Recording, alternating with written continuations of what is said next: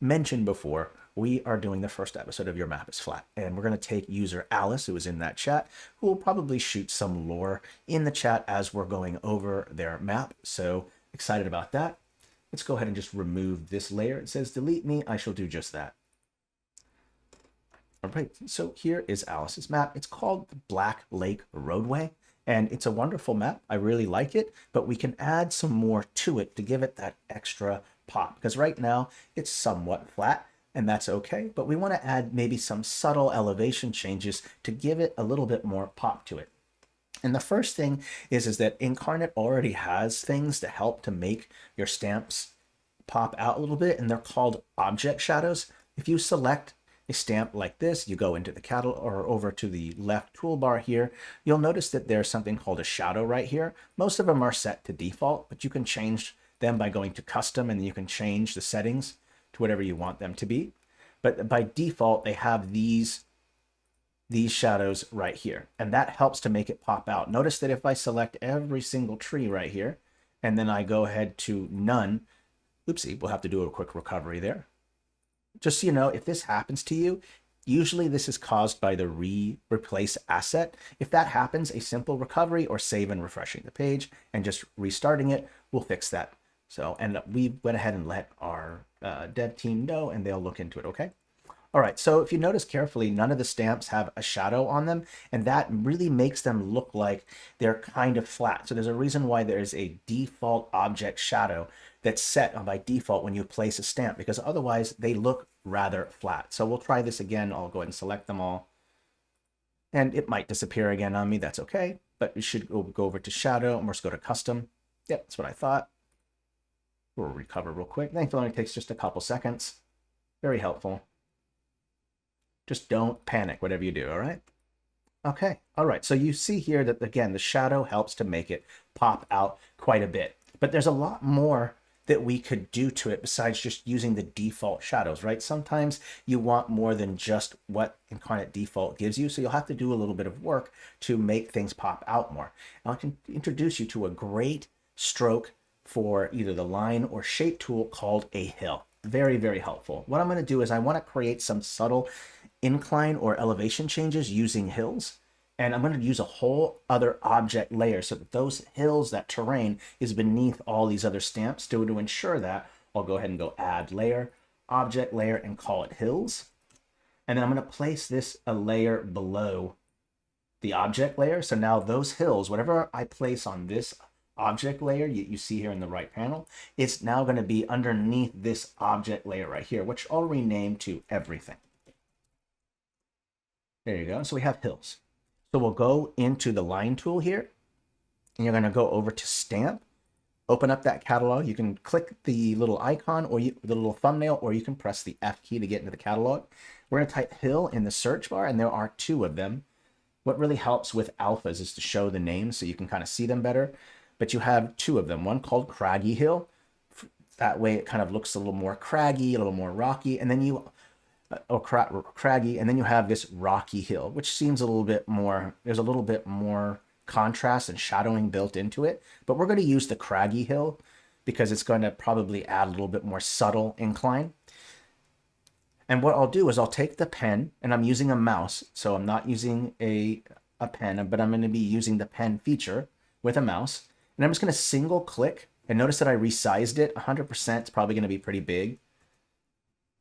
That's pretty big. Why don't we bring the scale down just a little bit, around 80 something. And then I'll go ahead and just single click, and I'm going to follow wherever I see this green right here. And what I want to do is I'm going to create this illusion that these little green sections that you see on the map, they have just a slight elevation change to it. So I'll just press enter like this. And you'll notice here that I can see a little bit of a hill. And sometimes, depending on the direction in which you start the single click, you might have the hills facing the wrong way. And the way to fix that is just go over to flip stroke vertically. Do I accept challenge, Dito? Yes, I do. Go ahead and shoot that in the chat, and at the end we'll go over that. Challenges are always fun.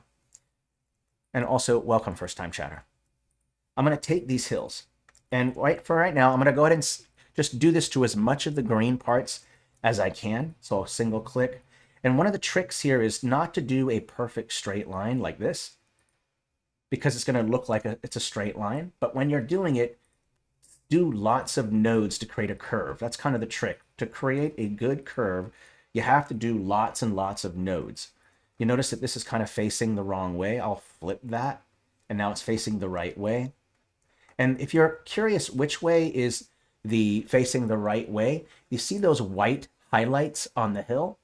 That's going to be facing at the higher elevation parts. So in other words, if you want them to be facing the right way, I want them to be facing this way, going from just to the left a little bit, then I want those white parts to be on the inside where that's going to be the upper part of the elevation. So if you're kind of confused exactly which is up and down on the cliff, which point the elevation is going, those white lines represent the highlights.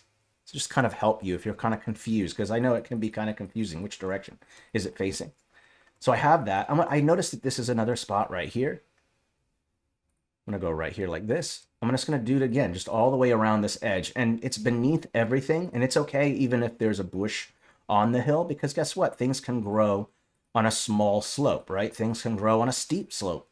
So it's okay if it's okay if you kind of go underneath a bunch of bushes. That's not a big deal. You notice how the cliff is facing that wrong way. So I'm going to flip it. Remember, it's always the flip vertical, stroke vertically. And then I'll make sure it's facing the right way. And I'm just going to do it, as many of these as possible, just to kind of get this slight elevation change. I don't like the way I did that, so I'll undo that node. Let's see here. Yeah, that looks good. Okay, let's just keep going. Keep going. I'm going to go all the way around each one. It doesn't take too long with that pen mode or pen feature tool. That's very helpful. We'll flip again.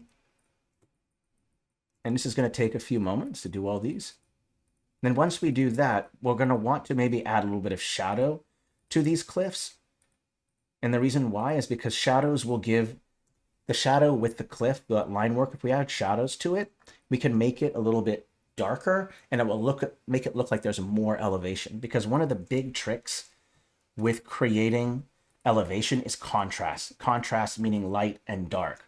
So if you want to have like a heavy dark shadow, that will give the illusion that there's more depth. Just kind of keep that in mind. Contrast is quite helpful. All right, let me make sure that I get at least all of these sections like this, and then maybe we'll create some other hills to create multiple elevation, because normally you wouldn't just have a hill like this where it was just kind of this nice shape and then there wasn't any other elevation changes.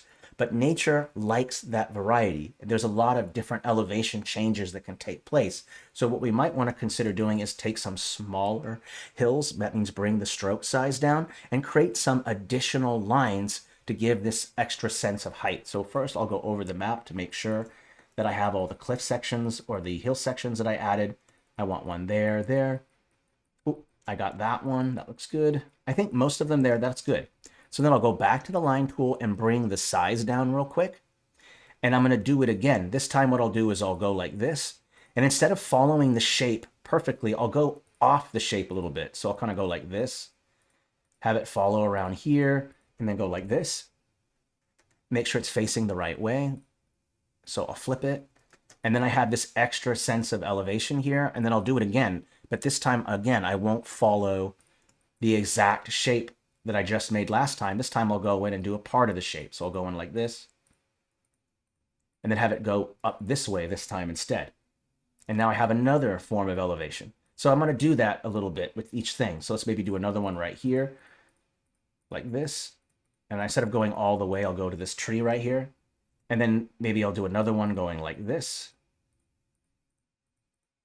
Following like this. There we go. And then we have another form of elevation. So it's this multiple levels of elevation, these slopes, creates this sense of height. And right now the height isn't too noticeable quite yet because we haven't added shadows yet, but it does make the area in which the grass was, it doesn't look quite as flat as it did before. So it's always helpful to use these hills, especially if you're wanting to do more subtle elevation changes. I find this quite helpful. So I'm just going to do a couple more of these in a bunch of sections. I like that one. Let's do another one like this, but this time it stops and goes this way instead. It looks like it's facing the right way. Let's do another one right here like this.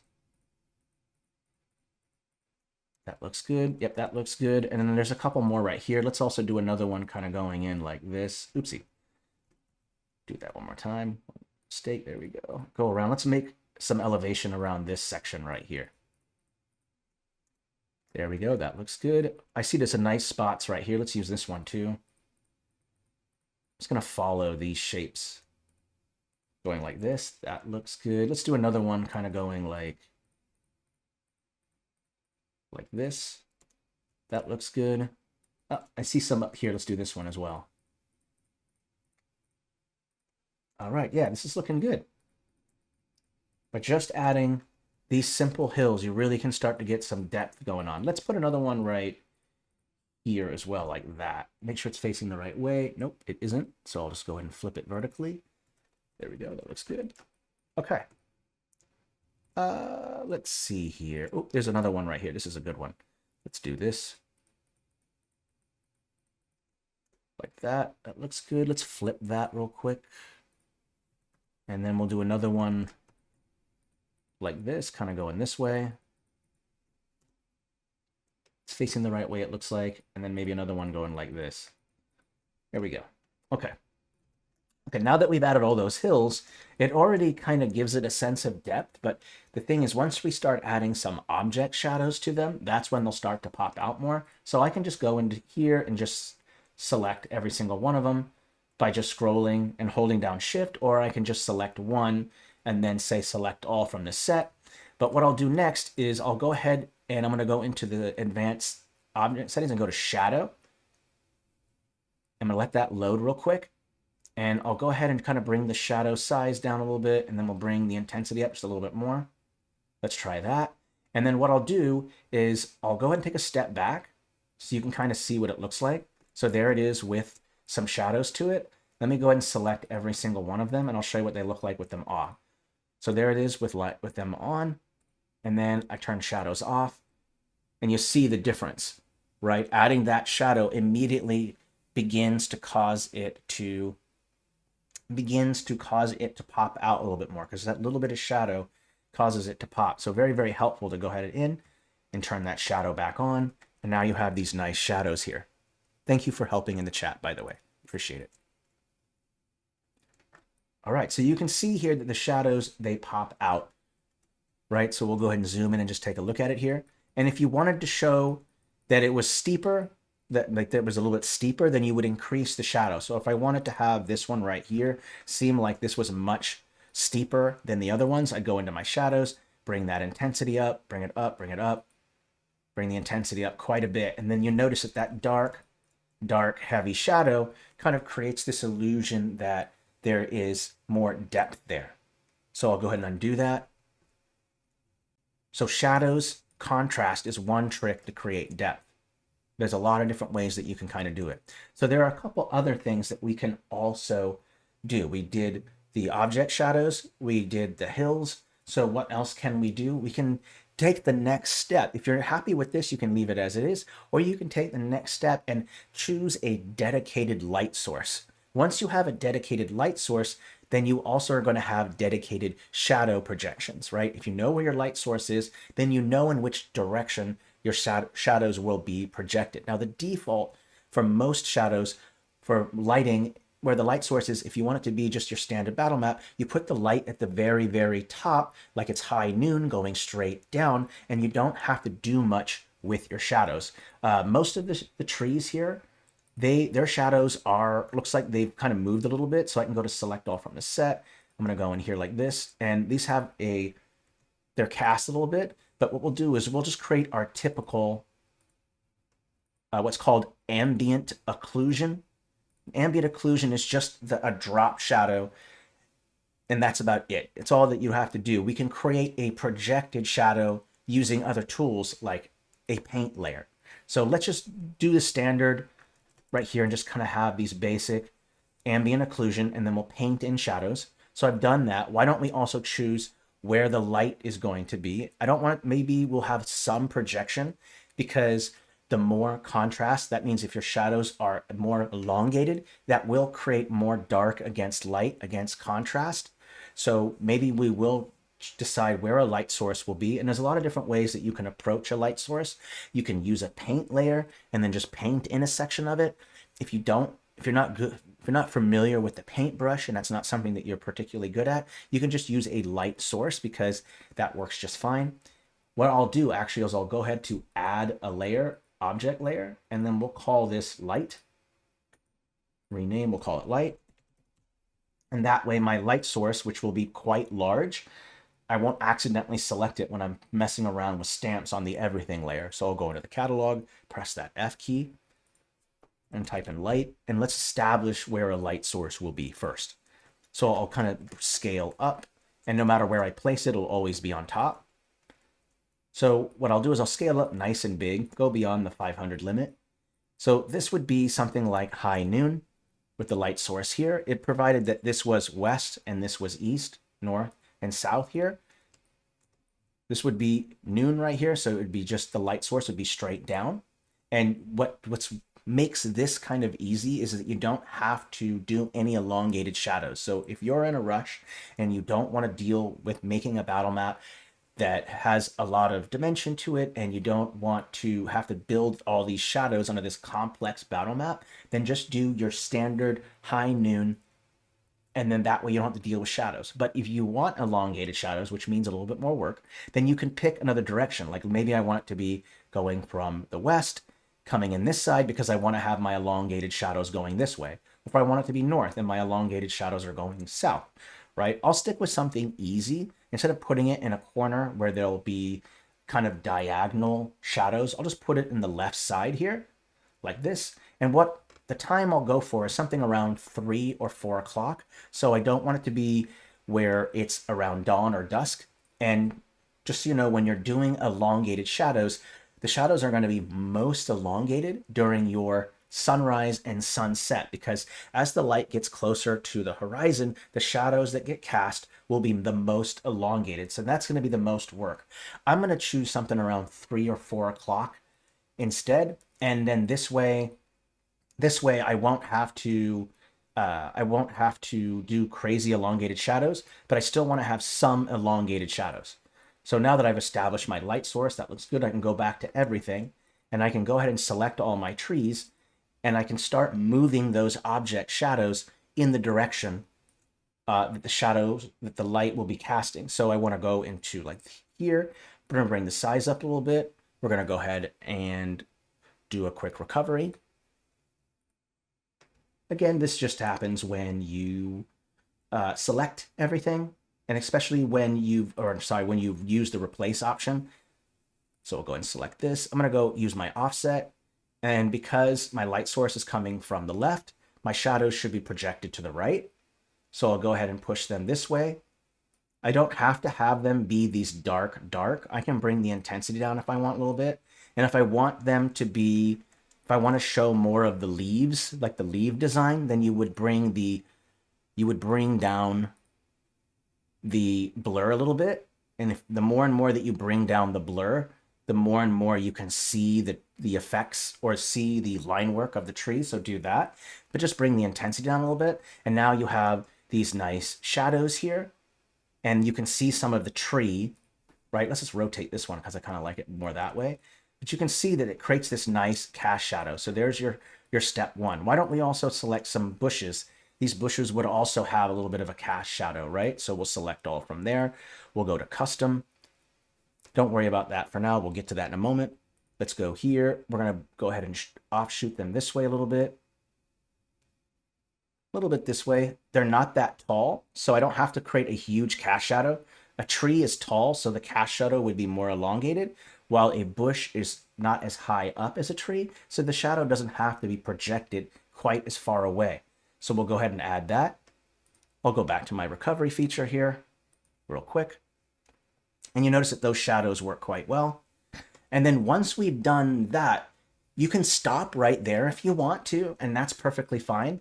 You don't have to go any further than that. But what happens if we want to do even more? We've established a light source. So what about shadows from the back side of the tree? The back side of the tree that is not exposed to the sun. We do want to paint maybe some shadows on the right side of the tree because the light is on the left side. And we also might want to create some highlights as well. Notice that the light source here makes these trees pop out, but all the tops of these trees should have a little bit of sunlight on the left side where the light source is projected from, right? So we want to do that as well. So let's maybe type in add layer. Let's go brush layer. We're going to rename it to shadows. And then we're going to create another brush layer and we'll call it highlights. And notice that these two layers right here are above the everything and the hills, okay? Because if your brush layer is below this object layer right here, you'll be painting underneath all the objects. So you have to make sure that you have those brush layers, especially for lighting and shadows, must be a layer above all the objects. Otherwise, it won't work for you. Now on the shadow layer, what I'll end up doing is I'll go over to layer options, and I'll just bring the opacity to about 35, 40% or so is fine. And I can change the blend mode to darken or multiply, whichever one is your favorite choice. And then I'll pick a color, black, but you can choose whatever color you want. Since my shadows are already using the color black, the object shadows, it would make sense that I should have use a brush color that coordinates with that. If my shadows were purple, which is nothing wrong with that, then you would make sure that you have purple shadows for your shadow layer. So kind of keep that in mind. So what I'll do is I'll go ahead and just test out the brush layer and just kind of see how it looks when I add the shadow. And I kind of like that. That's kind of nice. I might maybe bring the opacity up a little bit on the brush layer. Let's just go ahead and go back to layer options. Let's bring, or sorry, shadow layer, my mistake. Layer options. Let's maybe bring the opacity. Just let me see what it looks like when I bring the opacity up. Yeah, I like it around that thickness. That looks nice. Okay, that looks good. And then from there, what I'll do is I'll just go ahead and paint in the shadow for every single one of these trees. Just like this, right? So I got a shadow here, paint some shadows here, like this, paint some shadows here. And if you get lost on where to paint the shadows, make sure that it lines up with your cast shadow from your object. So the shadow starts here, and then it goes to stops right there, and then that's where I should obviously paint it in. Now, a couple tricks to be kind of helpful is if you want it to be a little bit more interesting, you notice that my brush is kind of this soft edge, and it would probably look a little bit more realistic if maybe I used a dirt brush.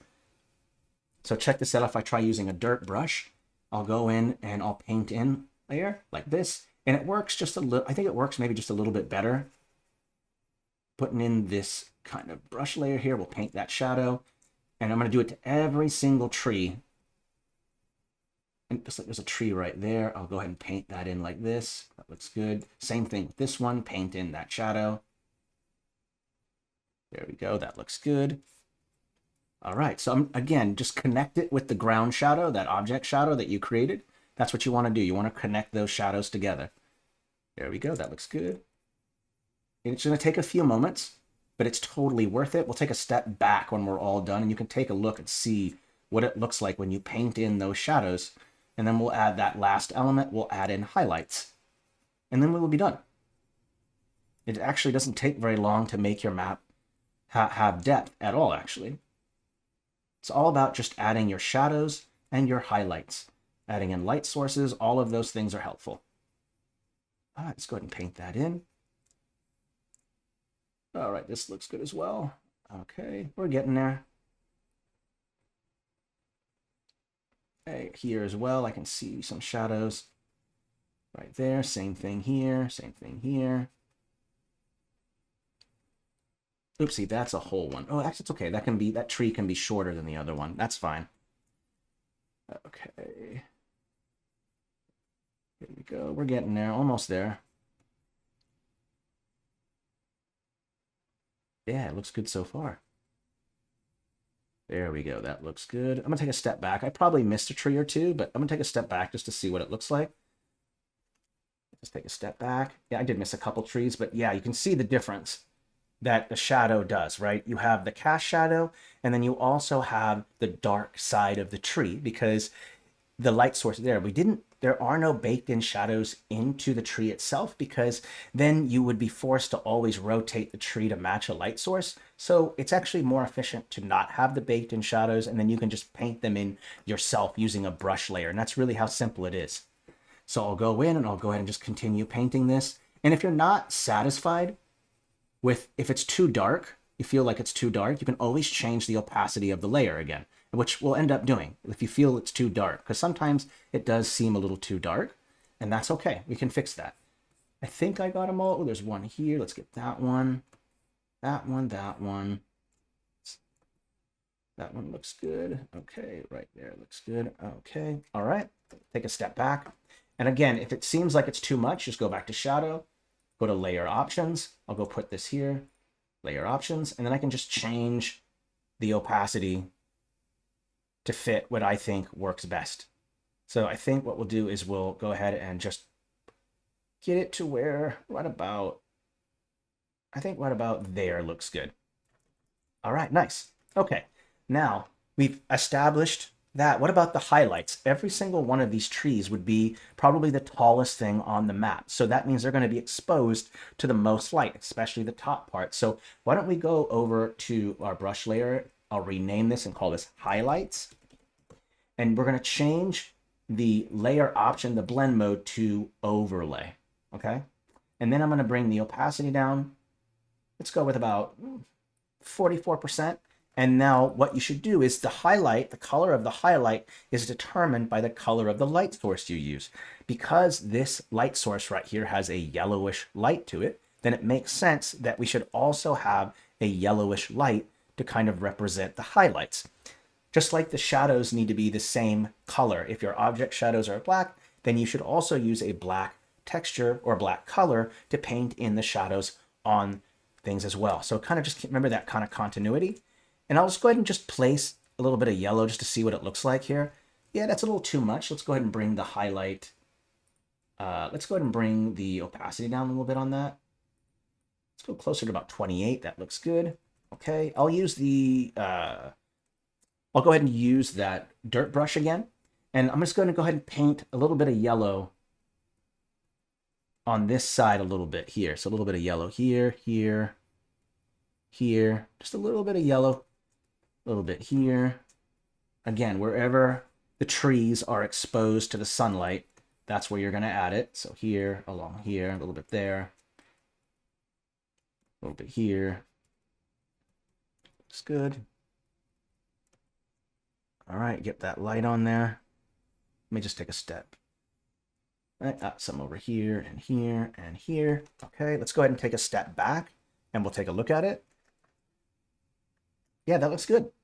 So you can see that you're just adding just a little bit of highlight, a little bit of shadows, a little bit of highlights can help you out there. And of course, if your light source is perhaps over here, you have your light source and you move it over to here, then you would have to select all those trees and then use the layer offset, or the, not layer, but the offsets to change the direction of the shadows. So one of the great tricks is use both object shadows and painting in your shadows, because let the tool do a lot of the heavy lifting for you. Otherwise, to paint both the shadow on the ground and the shadow on the tree, you'd have to have two paint layers. One paint layer that's in between the ground and the tree, and then another paint layer beneath that. If you let object shadows do the heavy work for you, then it's just a lot easier, because don't give yourself more work. Painting is a lot of brush strokes. It's a lot of work. Let the object shadows do the heavy lifting for you. Hey, first time chatter Freeman 57. Yes, it's a great touch to add in just a little bit of highlights. And I feel that that is a great trick there. There are a couple other things that you can do to give a little bit more sense of depth and to make things more interesting. For instance, there's some filters that you can use to help do that. There's one filter that you can use. It's quite helpful. If you go to a filter layer and you go over to color adjustment filters, just don't click this black and white filter. Follow the yellow line all the way over here. Click plus. Click filter here, and what you can do is you can change what's called the contrast. And remember, contrast is basically lights and darks. And so bumping up the contrast will cause the lights to get lighter and the darkers to get darker. So if you want, let's say that you have shadows on your map, but they're not quite as, the highlights and the shadows, but they're not as, don't have as much punch as you want. There's not enough contrast to it. You can bump up your contrast like this to create your lights and your darks to get darker and lighter. Now, of course, whenever you bump your contrast, it's generally going to make the dark so dark that it starts to get a little dark. To make up for that darkness problem that happens when you bump the contrast, just bump the brightness up a little bit too. And what you've done here by bumping up that contrast, the shadows look darker, the lights seem lighter, and it causes that to kind of pop out more. So that's a very nice trick that you can use there to make it more helpful. There's another trick that you can do too to kind of create this sense of kind of curvature by using I think it's a vignette or silhouette. Let me take a look here. We go to filter layer. I believe it's called vignette. And what this vignette will do is it will make the corners look like they're at a lower elevation while the center part is unaffected, causing this sense of curve to it. So if you want an overall sense of curvature, using this vignette right here is very helpful, and it will kind of create this sense of curvature. You can also change the blend mode to overlay a little bit. That will kind of diminish some of the dark parts a little bit. Let me show you real quick. If I switch over to normal here, you'll see the difference. See how right here it doesn't cause the light parts. Overlay will cause the light parts to pop out more. So if I bump up and then go over to overlay here, it will keep the brightness a little bit on this side, and creating those shadows that will cause a vignette. And you can kind of see that it has a globe-like effect, right? These corners look like they're kind of bending downward into a lower slope, while the center part bubbles out a little bit more. Great if you want to have it maybe look like it's on a hill, on a hillside, and it kind of has that illusion. Of course, if you don't like that vignette and it seems too dark, don't add it. That's up to you. But those are some tricks that you can kind of do to make it a little bit nicer. And this is what I do.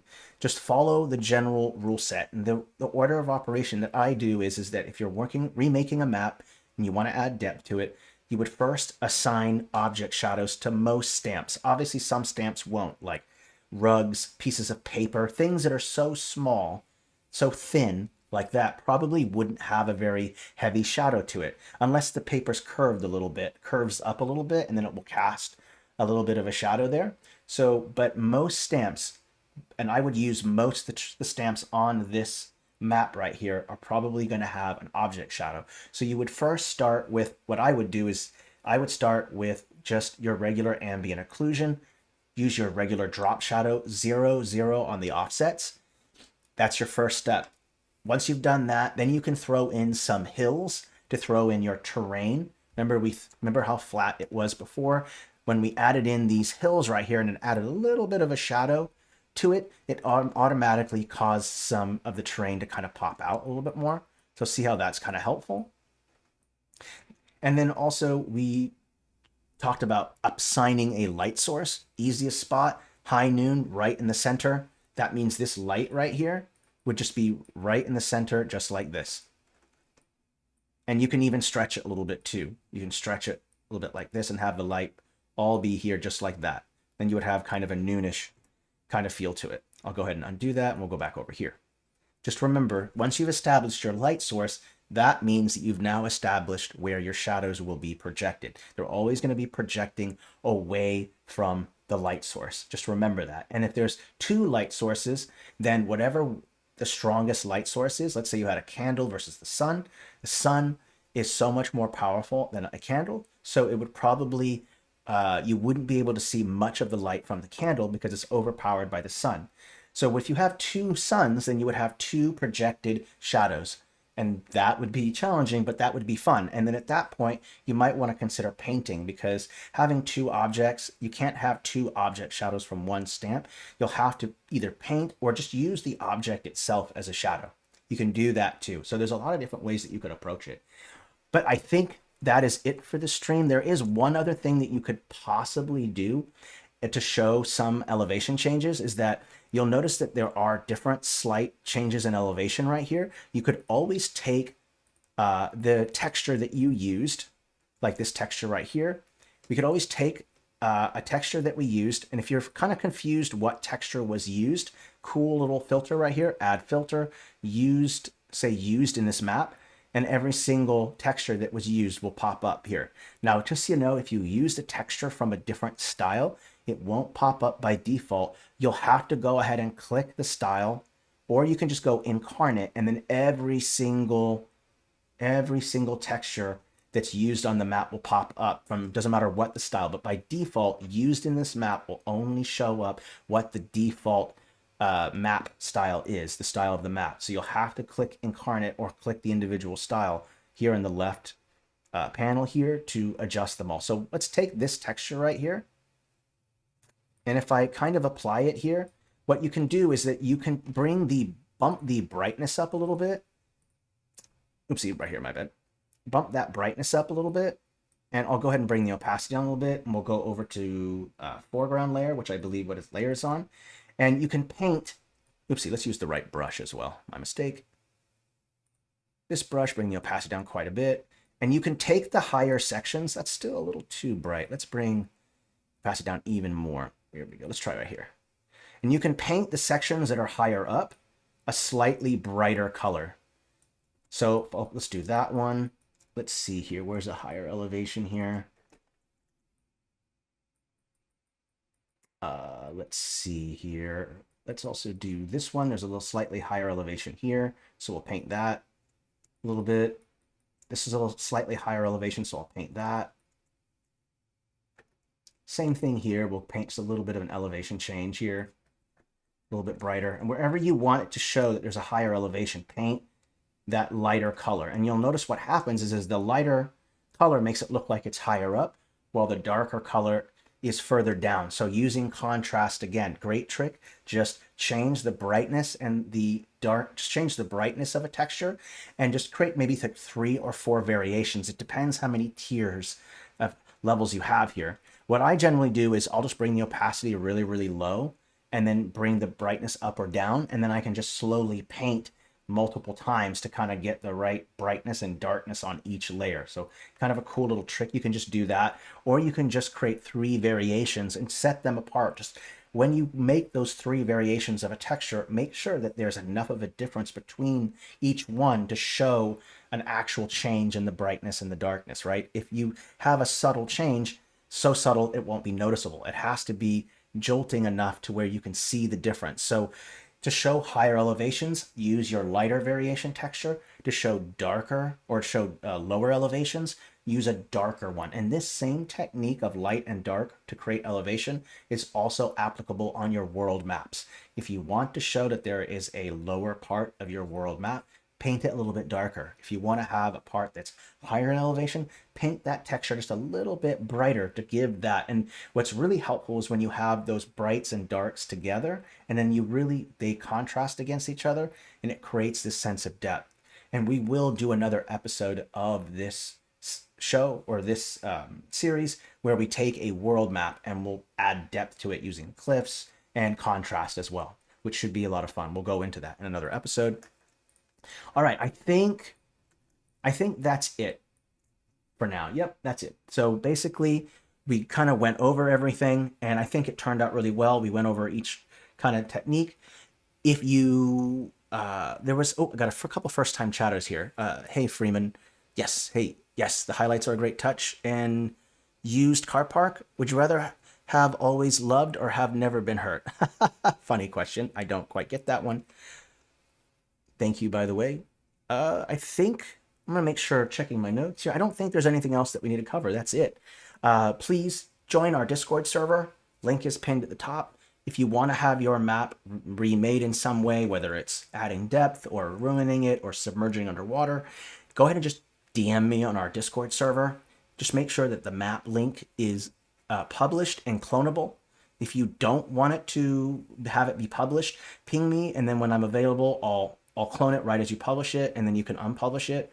I understand that sometimes you don't want your maps to be published, so just shoot me that link, and I'll do whatever map you got, okay? And then we'll have fun with it. Just remember to let me know what you want done to it, underwater or ruined or whatever, okay? All right, thanks everyone. I had a great time. Please have a great weekend. Please stay safe and healthy, and merry map making. I'll talk to you all later. Bye, everyone.